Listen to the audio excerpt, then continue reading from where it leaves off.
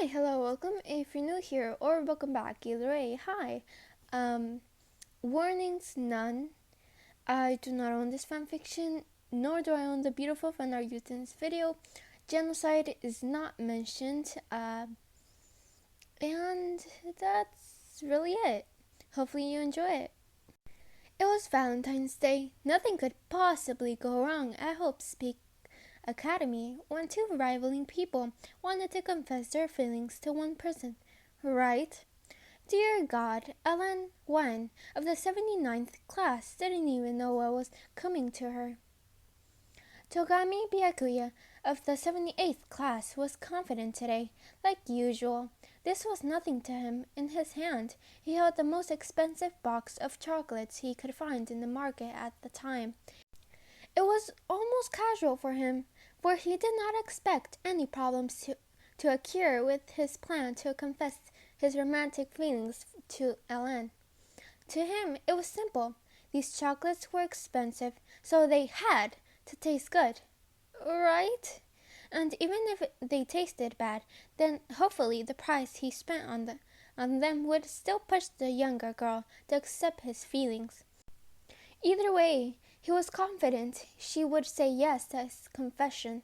In fact, he believed the girl already had a crush on him. Anyways, so how could she ever say no, you know? What he didn't know, however, was that a classmate of his, who used to have a crush on him too, had much similar intentions as he did. Fukawa Toko's demeanor was quite the opposite of Togami's in this moment. Her leg bounced nervously under her desk as a cute little box of chocolates sat in front of her. She had made them herself, for she figured that something handmade was more meaningful. Plus, she didn't really know what sweets were considered good on the market. It was simple and honestly a little obvious that it was handmade.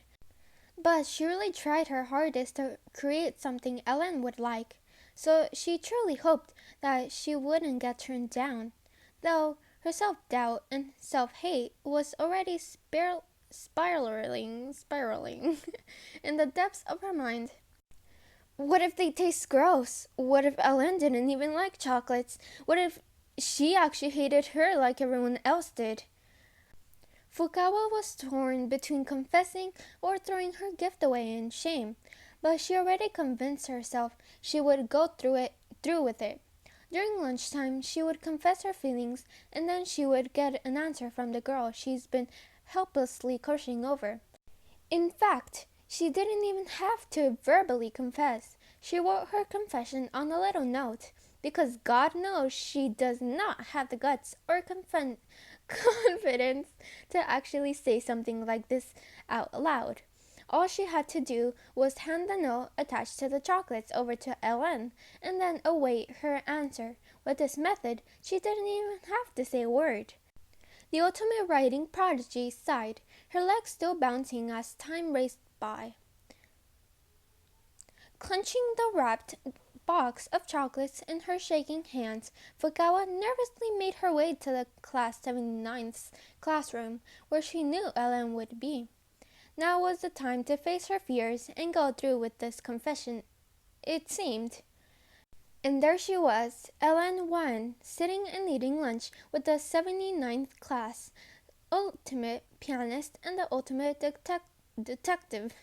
The look of seriousness and nervousness on Fukawa's face must have been obvious, because the moment Ellen saw her expression, she waved off her two friends, then seemed to follow her instructions, leaving the girl alone with the ultimate writing prodigy.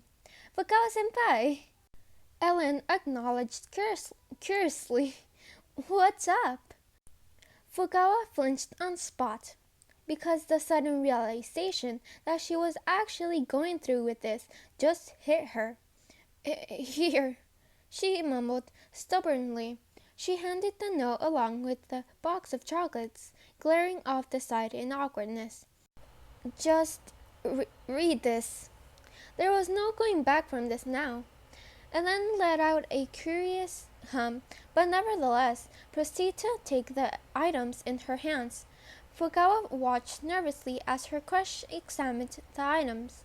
confusedly, and she almost squealed as Ellen finally opened the note, just as her eyes were beginning to scan it. Ellen! At the door of the classroom stood the ultimate affluent progeny.